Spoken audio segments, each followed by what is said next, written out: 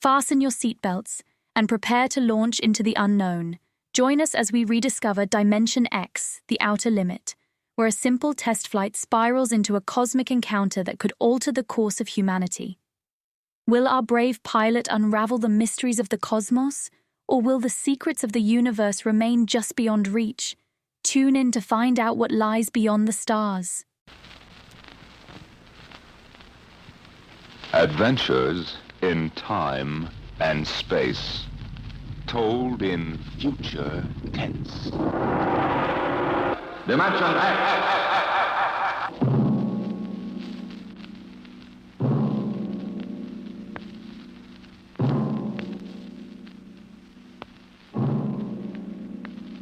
Can you predict what will come in 100 years? Or in 10? Or in the next minute? Some people think they can. Nuclear scientists, mathematicians, astronomers, biologists. They'll predict the shape of the future. Why? Because they make the future. Because they see beyond the known dimensions of time and space into the unknown. Dimension X.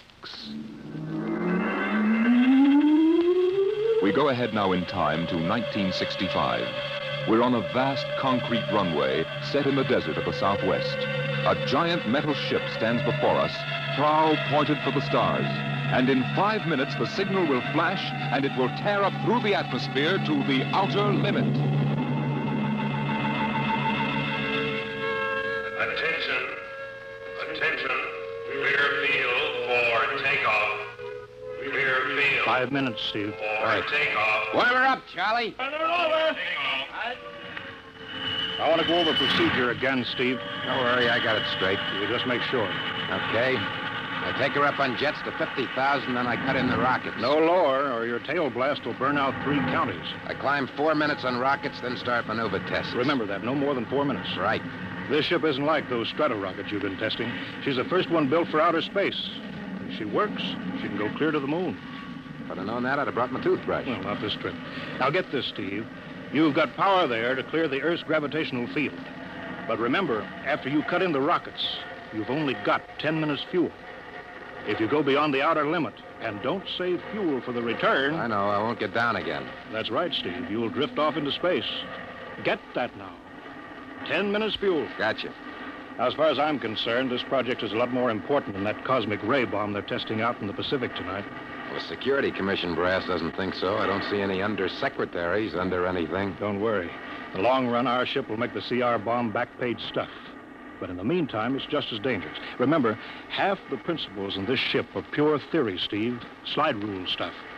If anything goes wrong, we may have to scrape you off the landscape with a soup spoon. You have a charming sense of humor. Now, here's what I'm getting at. We're risking your neck in this test. If anything blows, we don't want to have the next man pull the same boner. I know, Hank.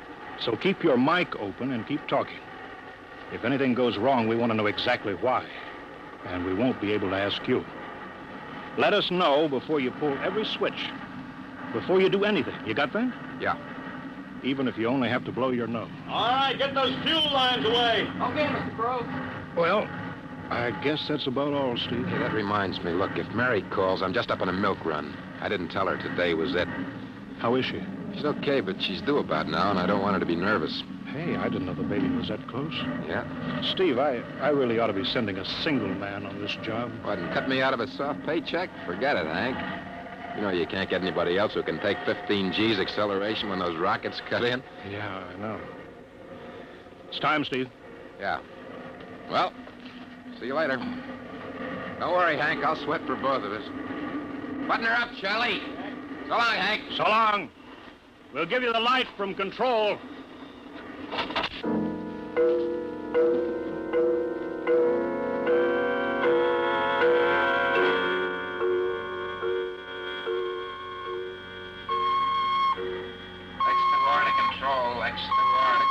Are you there yet, Hank? Okay, Steve. Got you on the speaker. I'm ready to go. Mr. Hanson. Ready on radar, Sergeant? Mr. Hanson, you better see this. What is it, Elsie? Message center for Steve. Mrs. Weston just left for the hospital. What? Hello, Steve. Yeah. Stand by a minute. Shall we hold the takeoff, Mr. Hanson? What? Oh, yes. No, wait just a minute. It's too late now. You going to tell him? Maybe he's got enough to worry about. Hey, what's holding us up, Hank? Something on your mind? No, it's nothing, Steve. I just wanted to say good luck. Clear for takeoff, Charlie? Right. Okay, give him the light.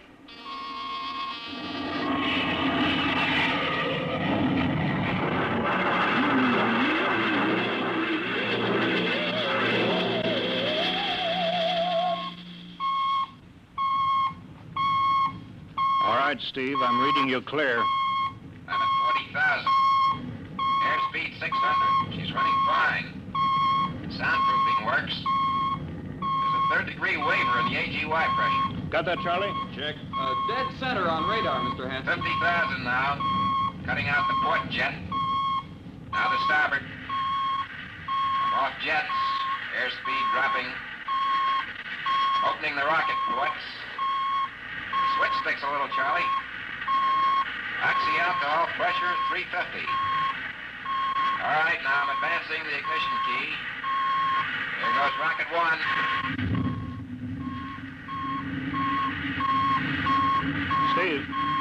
Steve, you all right? Yeah. Feels like somebody slugged me with a sledgehammer. Airspeed now 1,200. Here goes number two.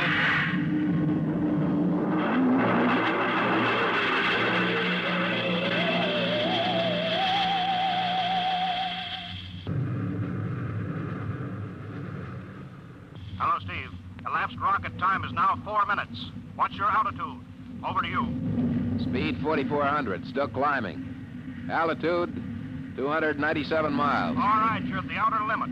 Level off for maneuver test. You've got exactly 6 minutes fuel left. Okay. Starting a 3-degree left bank. Just a little sluggish. There, it's all right now. There's a low vibration someplace. Maybe the cockpit hatch. Now I'm straightening out. 5 minutes fuel left.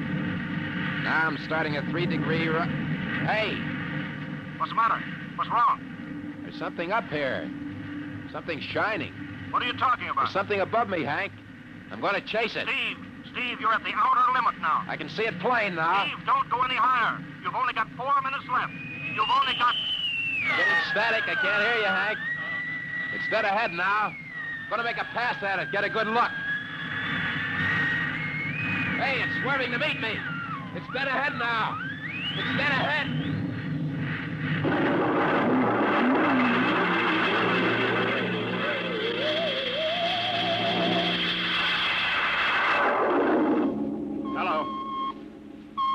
Hello, Steve.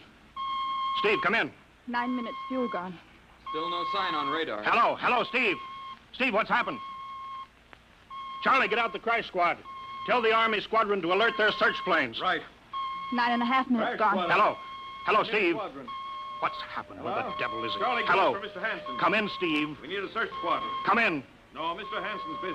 Hello, Steve. Hello, Steve. 10 minutes, Mr. Hanson. That's the end of this fuel.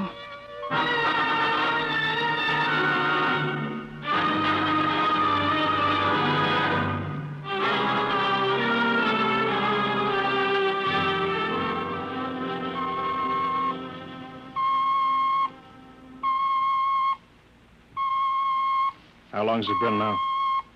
10 hours, Mr. Hanson. Nothing more on radar, Sergeant? Screen's blank. Colonel Corelli called in. Search planes are back. They didn't find anything. Should be some trace. Couldn't have bailed out, could he? You don't hit the silk at 4,400 miles an hour. Either went past the outer limit, ran out of fuel. Something blew, and we'll find the pieces scattered from here to the coast. Why does it have to be the best man? Always the best man. I'll get it. Charlie, Yes, Charlie, I'll take it. we've got to That's figure out me. what was wrong. Yes, all right, I'll tell him. Something Right. must have blown. Mr. Hanson. Yeah. There's a message from Northside Hospital for Steve. Well, what is it? Mrs. Weston's fine. It's a boy. Thank you, Elsie. It's a boy, Charlie.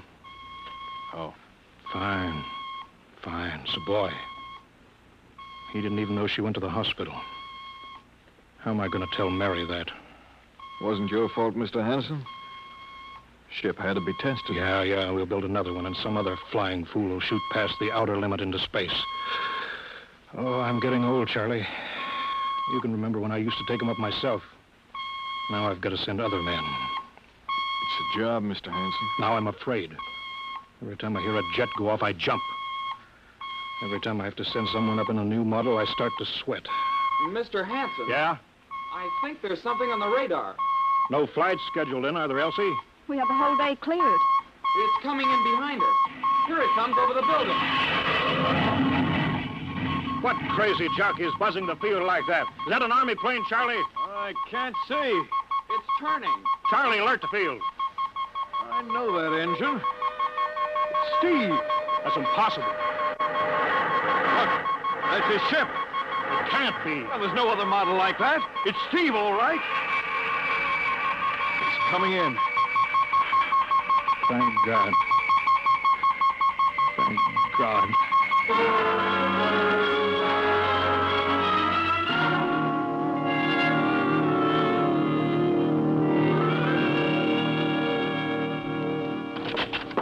All right, sit down, Steve. The quicker we get this done, the quicker you get over to see Mary and the baby. Hank. Elsie, give the order to check and refuel the rockets. I don't want anybody in here till I get Steve's reports. Bury any calls. All right, let's have it. What the devil happened to you? Hank, does that cosmic ray bomb still go off tonight? What are you talking about? Straighten out, Steve. Where you been for the last 10 hours? Listen, Hank, there's something more important. Come on. I've got to get a report on the screen to Washington, so let's have it. I've got to know how you stretched 10 minutes fuel to keep you in the air for 10 hours. Now, one thing before I talk. Look, Have the Steve. Geiger men run over the ship before they refuel. What'd you run into? So help me, Hank, I don't know. But we better check and make sure it isn't radioactive. Elsie, add a Geiger report on the standard check. Steve, maybe we better have the doc look you over, too. No, I'll be all right. They said I'd be all right. They? Look, son, I know you've had a tough time, but we've had this field on the alert for 10 hours. One of the Army boys cracked up looking for you, and he's hurt bad. So let's have the story. Let's have it straight. I don't know how to tell you. Hank, I saw something up there. At 300 miles? I chased something up there, Hank, and I caught it. Now, don't hand me that, Listen, Steve. I was cruising along, just starting the right bank, when I spotted something. It must have been going about half my speed. It was egg-shaped and smooth. I made a pass at it, and I was coming back for another, and then there was a humming sound. Humming? A sort of vibration. And I blacked out. I was headed straight for it at 4,400 miles an hour. I thought it was going to be the biggest smash since Hiroshima, and I guess they were drinking that bottle. Never mind that, Steve. What happened? I came to inside their ship. Uh-huh. Steve, this whole thing has been a devil of a strain on you. I'm going to call Major Donaldson from the Army base. Ask him to sit in. Psychiatrist? Yeah, that's a good idea. Let him run his tests. He'll tell you I'm not kidding. Because, Hank, unless I miss my guess, I've just been tipped off to the way the world ends.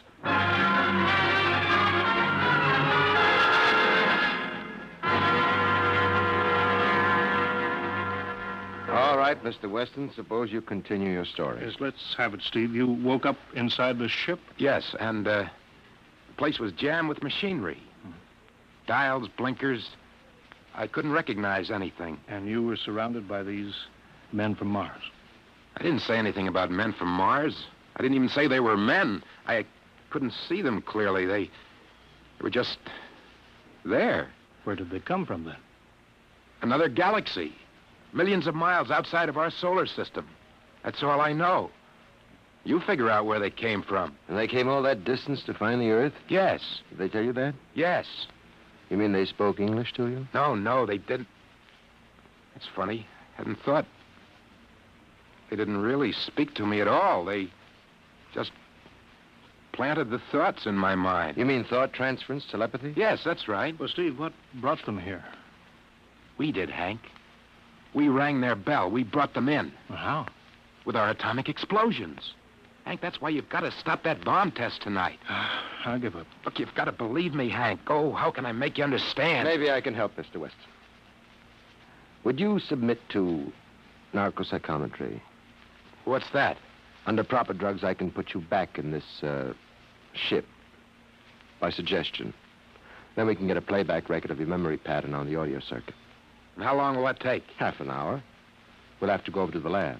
Will you believe me if it checks? It will give us an accurate memory picture of what your mind reports.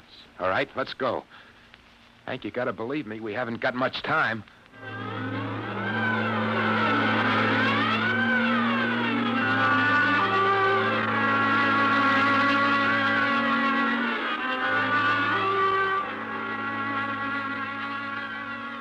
You should be getting drowsy now. Count backwards from 10. 10, 9, 8, 7, 6, 6.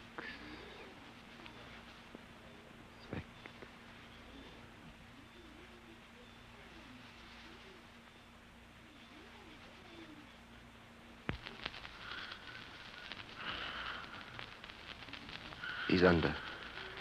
Now we attach the head plate electrodes. The cortical pickup. Look out for that wire, Mr. Henson. 3.0 setting. 31.3. Now throw that switch, Mr. Henson. I have to start him off by suggestion. All right, Steve. You're in your ship now. You're in the rocket. Rocket. You're in the rocket. You're in the rocket. And you've just sighted something strange. Now I'm starting at 3 degree right. What's that? Hey, there's something up here. Something shining. His memory pattern. We're picking it up electronically. There's something above me, Hank. I'm going to chase it. It's piped through the audio circuits.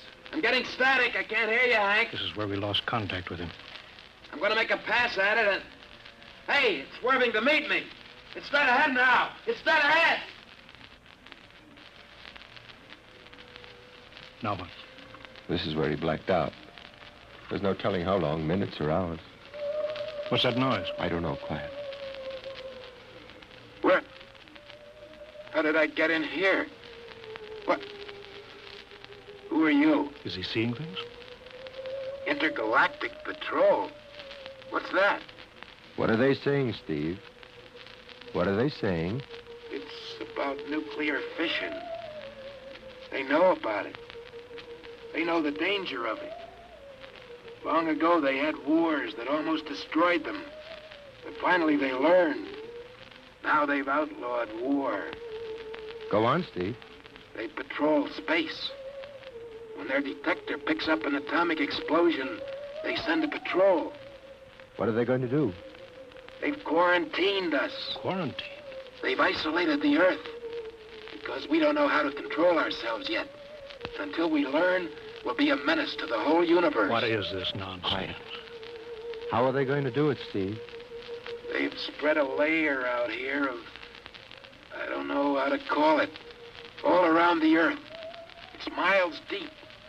When there's an atomic explosion on Earth, the radioactive particles will drift up to this layer and set off a chain reaction. It'll go around the world in microseconds. And that's the end. The end? What's he... Wait. Yes. Yes. I understand. I've got to bring back the warning. You're going to put me back in my ship to bring the warning.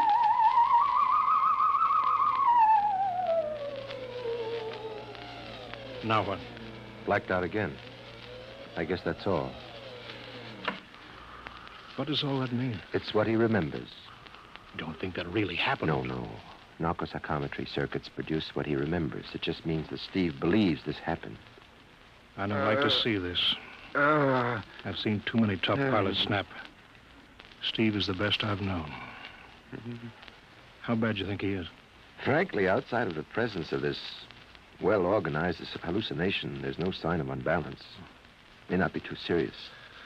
If he had a more plausible story, I'd be inclined to believe him. Warning. Hank. It's all right, boy. Did you hear it, Hank? You understand? Sure. We've been quarantined. Let me give you something to make you sleep, Steve. But don't you understand? They fixed it so that if we set off one more nuclear explosion, that'll be it. Of course. Don't roll your sleeve down. You don't believe me. Now, take it easy, Steve. But the test tonight. They're setting off the CR bomb. Hank, what time is it? 11:20. Well, it's scheduled for midnight. Hank, we gotta stop that bomb. Steve, let Donaldson give you the hypo. Hank, you've gotta believe me. I saw them. I got the warning. If we touch off that bomb tonight, it'll be the biggest galactic 4th of July of all time. The whole Earth will go up like a Roman candle. April 10th, 1965, the end. Now, look, Steve, you better calm down. Don't you want to see Mary and the baby? You've got a new son, remember? Yeah, that's just it, Hank. I want to see my son. I want him to live.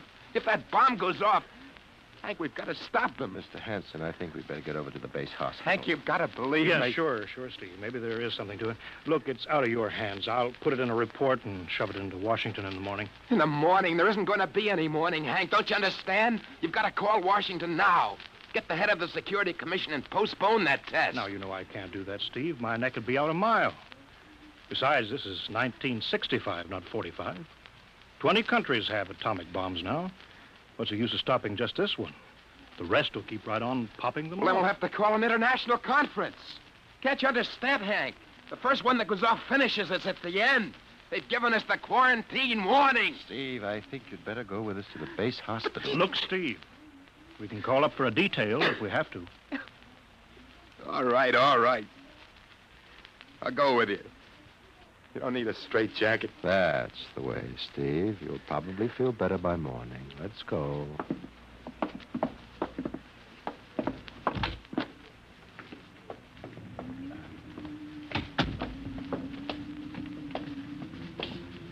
Well, Steve, tomorrow I'll drive you over to the hospital to see Mary and the kid. Sure. Look at the ship under the floodlights. Pretty, huh? You'll be flying her again soon, don't you worry. Yeah, I guess so. What you doing out in the line? They, refuel her? Yeah, we got Clausewitz coming in tomorrow from Denver for another test. Figure we give you a day off. That's good. That's fine. Steve! Steve, come back! Come on, Donaldson. Steve! Steve, wait! He's heading for the rocket. Look, there he goes up. That crazy fool. We can't get at him now. That covers armor glass. He's waving. Yeah, towards control. What's the radio? He means the radio. Come on. I should have gotten help. Oh, the radio's still hooked up here. Hello. Hello, Steve. Listen to me, Hank. You gotta call Washington now. Come out of that rocket, Steve. I'll call my men. Don't try anything, Hank. They've refueled the rocket for tomorrow. Take it easy, Steve. Listen, you know what'll happen when I fire the rocket tubes down here? Steve, don't. It'll burn out every building for 5 miles. All of us in one big blast. Steve, what do you want? You've got to stop that bomb. You got to call Washington right now. They won't believe me. You make that call or I cut in the rocket. Now, I mean it, Hank. Now, hook my screen to yours in parallel. I want to see exactly what you're doing. All right. Just don't fire those rockets. Get going, Hank. You got 12 minutes to make that call and stop that bomb. All right, I'm making the parallel hookup right now. Donaldson, you think he'll really blast? I don't know. Up to now, I'd almost say he was normal, but now he's liable to do anything, Hanson. Steve, there, you getting it on your screen? Yeah. Now, put that call through. All right. Operator, Visit screen to Washington. the VisiScreen circuits are busy, sir. If you'll try again in half an hour. This is Security Commission priority. Break in, get me a line. Yes, sir. Just a moment, please. 10 minutes, Hank. Listen, Steve, I'm trying. We're ready to take your call, sir. Washington, Security Commission 3. This is urgent. I want Undersecretary Herbert Ames. Washington 3. 1 moment, please. Hurry, will you? 1 moment, please. What time is it, Donaldson? 11:51. Do you think he'll fire those rockets? He might. Washington, Visit screen 3. Mr. Herbert Ames, please. that is a coded exchange. I cannot accept your call without clearance. Get it through, Hank. Listen, Washington, put it through. This is Mr. Hanson at San Marco Air Base. This is a priority call. I'm coded. 1 moment, please. I will check your code number. Get that through, Hank, or that bomb goes off at 12. Will you be reasonable, Steve? Your call has cleared, San Marco. Washington, visit screen 3. Herbert Ames, please. Security Commission Ames. Listen, Ames. Hello, Hanson. Ames, you got to get me to the chief. Are you kidding? He's at the test control room. Yes, I know, but get him for me. What's up? You look lousy. Or is it a bad circuit? There's no time. I've got to get him before the test. It's about the CR bomb. I can't take that responsibility. Get that through, Hank, or I blast. Hey, what's going on there? Ames, my project has a high enough rating. This is a priority A call. What? Well, okay, it's your neck. I'll try to get him for you. He's in the control room, so you'll have to switch off your screen and speaker and go on earphones. Too much going on in there. Security ruling. You hear that, Steve? I've got to cut the incoming screen. All right, but don't try anything. 8 minutes, Hank. Hello? What? You got him, Hank? Yes. This is Hanson at San Marco. No, sir. Priority A request to cancel the bomb test. No, I'm serious. This is deadly serious. We sent the X2 JTR up today to the outer limit. We uncovered evidence. Yes, on the automatic instruments. What's that? No, possible chain reaction. No, I can't tell you the whole story. There isn't time here. Yes, I'll bring the readings into Washington in the morning. You've got to postpone the test till you see them. Look, I've worked on contracts for the Commission for 10 years. Yes, I have complete confidence in my information. You can record that. All right, I'll call you back immediately. Bye. Hank? He's agreed to cancel, Steve. The bomb won't go off. All right, boy. You can come down out of that ship.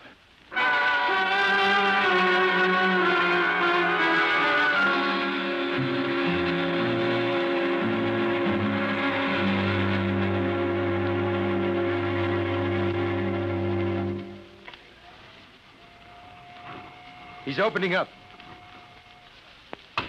Here he comes. All right, Steve. Come on down. Sure, Hank. Just a second. Hank, I was scared. I was plain scared. Easy now. It's all over. The bomb won't go off. Thank God. Look, I want to see Mary and the baby. Can you get me transportation now? Oh, wait a minute. It's almost 12. They won't let you in the hospital now. I want to see the baby. Sure you do, but you've been under a strain.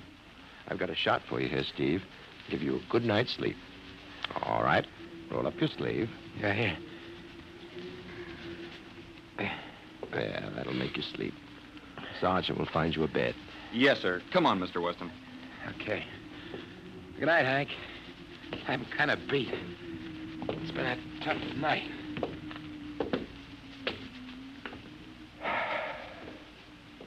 It sure has.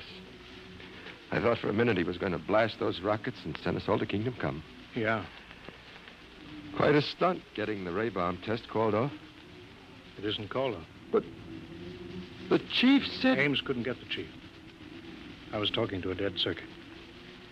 Bomb goes off in a couple of minutes. Oh. Poor Steve. He was one of the best. He was the best. 1 in 10 million. Some story of his, poor guy. For a while, he almost had me believing that quarantine. That's a very common delusion. End of the world. Yeah, I suppose so. Ah, it's a nice night. Never saw the stars so bright. We better be getting in. That wind is cold. Well, the bomb goes off in 30 seconds. Poor Steve. You know, Hanson, there's just one thing. Yeah? It's outside my field, but I'm curious. How did he keep that ship in the air for 10 hours with only 10 minutes fuel?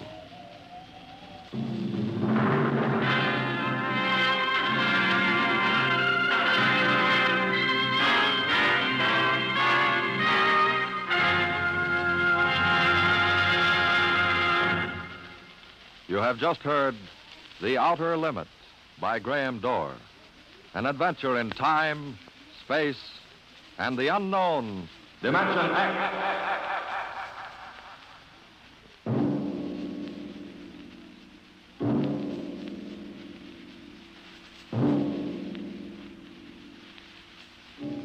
Now, about next week. Have you ever heard of the Mark III? The amazing electronic brain at Harvard that instantly solves the most complicated scientific problems.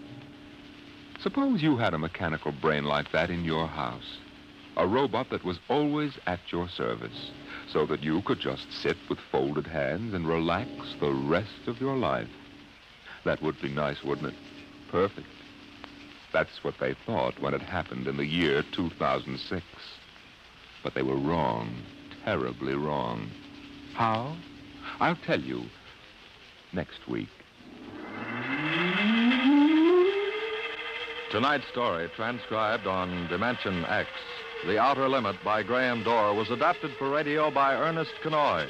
Featured in the cast were Joseph Julian as Steve, Wendell Holmes as Hank, and Joe DeSantis as Major Donaldson.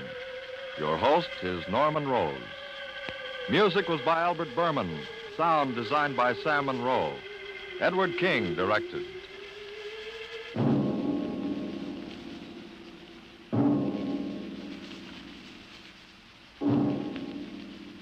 Tomorrow, here's Sam Spade. Now it's Truth or Consequences on NBC.